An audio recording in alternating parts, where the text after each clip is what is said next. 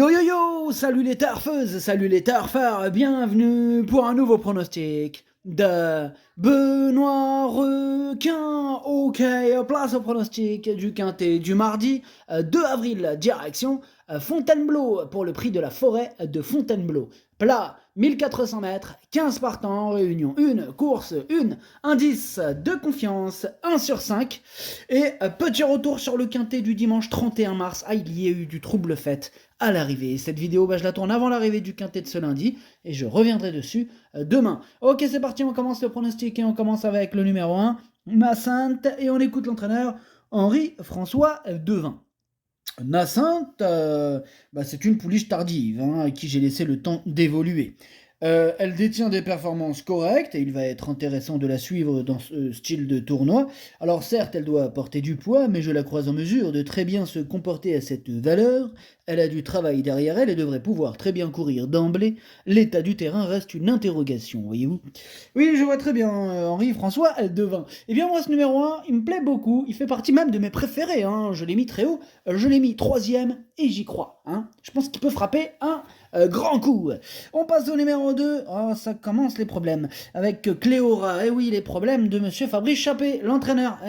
Il s'est échappé. Et du coup, nous a laissé là en galère. Il est parti pêcher tout seul. Et le problème, c'est il présenterait que le 2, ça va, mais il présente le 2, le 3 et le 4. Et bon, ça me fait penser à une chanson. Enfin bref. Ce numéro 2, du coup, lui, je l'ai retenu aussi. Et je l'ai mis 5e. Attention à lui. On passe au numéro 4, Fréja. Et on... Non, pas le numéro 4. Au numéro 3, pardon. Oh là là. Au numéro 3, Fréja. Et on n'aura pas les commentaires de l'entraîneur. Toujours le même. Fabrice Chappé. Toujours au même endroit. Il s'est échappé. Fabrice Chappé. Eh ben oui. Amuse-toi bien, Fabrice. En tout cas, ce numéro 3, lui, fait vraiment partie de mes préférés. Je pense qu'il va en faire souffrir plus d'un sur sa route. Moi, je l'ai mis 2e. On enchaîne avec le numéro 4.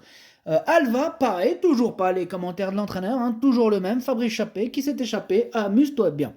Ce numéro 4, lui aussi je l'ai retenu, mais plutôt pour être exact, je l'ai même mis 6e. On passe au numéro 5, ça y est, il y a des entraîneurs qui reviennent. Ah, c'est cool. Le numéro 5, c'est qui c'est parti, Shena. Et on écoute Satoshi Kobayashi. L'inconnu va être son aptitude au terrain lourd. L'engagement face aux seules femelles sur 1400 mètres est plutôt bien, mais je ne sais pas, je ne sais pas quel sera son comportement dans ce terrain. Alors Shena, elle possède une belle pointe de vitesse, mais c'est dommage, qu'elle ne trouve pas une piste à sa convenance. Il n'est pas très content, Satoshi Kobayashi, mais bon, moi non plus, dans le sens où je l'ai pas retenu ce numéro 5, j'en ai préféré d'autres, je l'ai pas retenu. On passe au numéro 6, c'est Rosanne Dugouet, et on écoute Mademoiselle Anne-Sophie Crombez. Sauf incident dans le parcours, tous les feux sont au vert. Bon, maintenant, j'ai 2 chevaux qui ne sont pas très bien revenus de Cagnes-sur-Mer et j'espère que cela ne sera pas le cas aussi pour elle. Le matin, Rosanne Dugouet travaille bien. Mais le soir, non je rigole, elle aura son terrain et sera sur sa distance. J'en attends une bonne prestation. Alors, ce numéro 6, lui par contre je l'ai retenu, mais plutôt même en toute fin de combinaison. On passe au numéro 7, Terre de guerre, et on écoute Maurizio Delcher Sanchez. Terre de guerre vient d'effectuer une bonne rentrée. Bon, on va changer de registre en la courant sur 1400 mètres, mais je pense qu'elle peut s'y adapter. Alors, Fontainebleau est une piste sélective, tout le monde le sait, mais le terrain ne devrait pas la déranger puisqu'elle s'est déjà bien comportée sur une piste pénible à Compiègne. J'espère la voir bien courir. J'espère aussi Maurizio Delcher Sanchez, étant donné que ce numéro 7, je l'ai gardé, mais plutôt en bout de combinaison. On enchaîne avec le numéro 8, Sunday Fudge, et on écoute Henri-Alex Pantal. Sunday Fudge, elle a fait une rentrée correcte dernièrement. Bon, elle a gagné en condition sur cette course, mais peut-être aura-t-elle encore besoin de courir en fait. Et aussi une question, est-elle aussi de ce niveau-là Telle est la question. That is the question. Cela risque cela risque d'être un peu juste. Bon, Henri-Alex Pantal nous dit cela risque d'être un peu juste. Je suis plutôt d'accord avec lui parce que je l'ai pas retenu ce numéro 8. Déjà d'une part, on ne peut pas toutes les retenir et puis, d'autre part, j'en ai préféré d'autres tout simplement.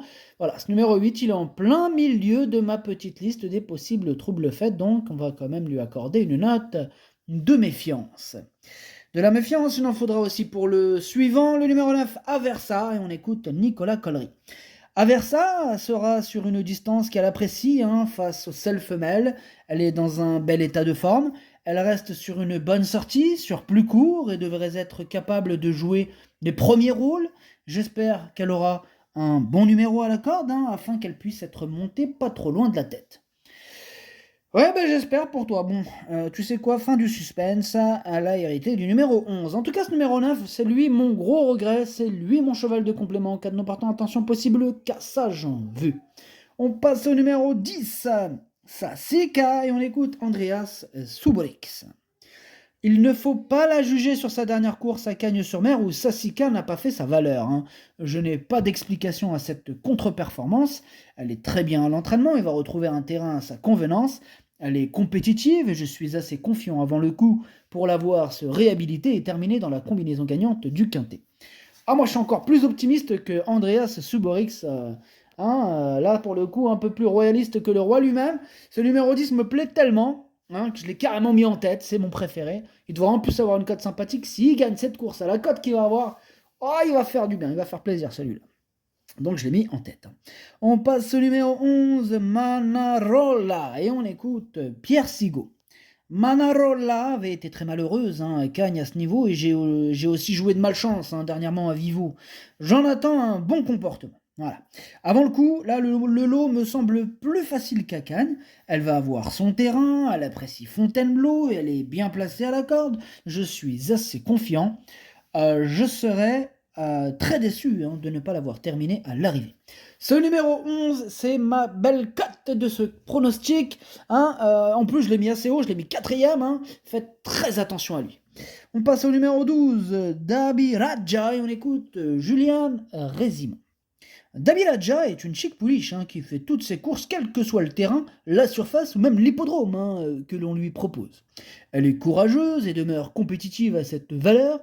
Maintenant, sa marge de manœuvre est très réduite. Elle fera de son mieux, et l'avoir terminé à l'arrivée d'un quintet serait une satisfaction. Eh bien, ce numéro 12, moi je l'ai pas retenu. Par contre, c'est quand même lui le chef et le capitaine de ma petite liste des possibles casseurs de tickets repérés. Attention. On passe au numéro 13, c'est Chanel Gold, et on écoute Jean-Pierre Carvalho. Comme c'est une épreuve réservée aux juments, cela lui donne l'occasion d'être au départ d'un quintet. Chanel Gold a déjà montré sa compétitivité à cette valeur, on va tenter de profiter de son bon numéro à la corde et de son aptitude à la distance. Le seul bémol est qu'elle rentre. Cependant, elle est à suivre à ce niveau et devrait pouvoir remporter son quintet tôt ou tard. Waouh, tôt ou tard, j'espère un peu plus tard que mardi, parce que ce numéro 13, je l'ai pas retenu. C'est un regret, c'est mon deuxième cheval de complément, 4 de partons, attention. On passe au numéro 14, c'est Zarina, et on écoute Florent Monnier. Pour sa rentrée, je m'attendais à mieux, mais Zarina nous a déçus. Oh, elle nous a déçus. On n'est pas content. Le matin, tout est en ordre, elle affiche une bonne forme. L'an passé, elle avait montré que le tracé de Fontainebleau ne la dérangeait pas et malgré la surcharge, elle demeure compétitive. Dès lors, face au seul jument, j'espère l'avoir mieux se comporter. Une place me satisferait. Oui, si une place le satisferait, tant mieux. En tout cas, moi, ce numéro 14, je ne l'ai pas retenu. Et on termine avec le numéro 15, Black Cess, et on écoute Stéphane Gouillette. Black Cess nous a fait plaisir l'an passé en remportant pas moins de 3 courses. Mardi, cela reste une rentrée, et j'aurais préféré l'avoir évoluée en deuxième épreuve. En première, elle monte de catégorie avec une valeur qu'elle n'a pas encore confirmée. Alors, cela me paraît compromis pour participer à l'arrivée, mais je n'ai pas le choix. Il faut effectuer une rentrée, une place me comblerait. Ouais, un peu pareil que pour Florent Monnier, une place le satisferait l'autre, lui c'est comblerait. En tout cas, moi ce numéro 15, je ne l'ai pas retenu, mais il est quand même à l'arrière de ma petite liste des possibles troubles faits, donc je ne l'ai pas non plus totalement rayé, je m'en méfie.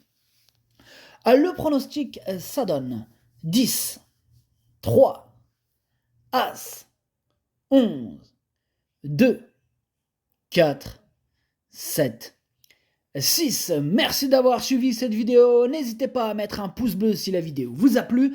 Pour accéder à tous mes tickets pour la course du Quintet, rendez-vous directement en description de la vidéo. À jouer avec modération. Bonne chance. Chopez-le moi. Ciao.